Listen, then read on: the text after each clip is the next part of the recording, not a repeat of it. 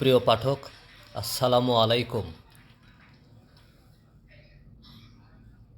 এখন জানাবো তৃণমূলের নেতাকর্মীদের চাওয়ার পরিপ্রেক্ষিতে পাবনা ৪ আসনে মনোনয়ন পুনর্বিবেচনার দাবি। যারা নৌকায় প্রকাশ্যে ভোট দিয়েছে তারা ক্ষমা চান। তৃণমূলের নেতাকর্মীদের চাওয়ার প্রেক্ষিতে পাবনা ৪ অর্থাৎ ঈশ্বরদী আটঘরিয়া আসনে বাংলাদেশ জাতীয়তাবাদী দলের মনোনয়ন পুনর্বিবেচনার দাবি জানিয়েছেন বিএনপির কেন্দ্রীয় নির্বাহী কমিটির সদস্য ও সাবেক এমপি সিরাজুল ইসলাম সিরাজ সর্দার।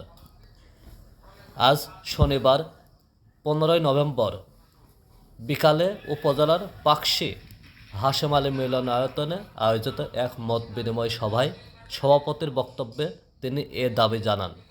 এখন জনাব সিরাজুল ইসলাম সিরাজ সর্দারের বক্তব্যটি আপনাদের দেখাচ্ছি। ধন্যবাদ সবাইকে।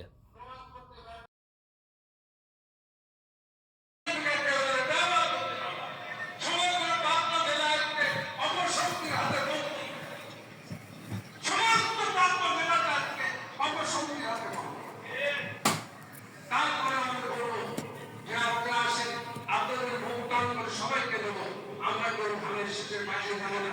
এতে আমাদের একমত কি বলেন?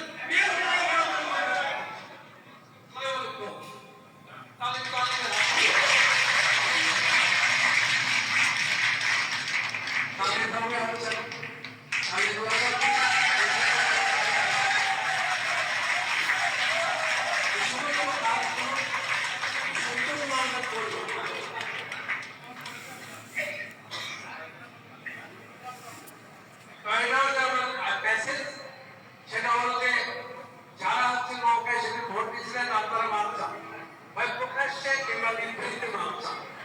আমাদের আর হচ্ছে আমরা নৌকার পরিবর্তনের জন্য আমাদের কেন্দ্রের কাছে কাজ বুঝে বিএনপি লোককে মনোনয়ন অনুরোধ করবো। আমি সর্বোপরি আমরা শীতে থাকবো, আপনারা আমার সাথে একমত। এখন থেকে আপনাদের কথা হবে স্পষ্ট, কারণ কারোর কাছে দালালি দেবে 10 টাকা খাবার থেকে ঘরে বসে কাজ করে আমরা 20 টাকা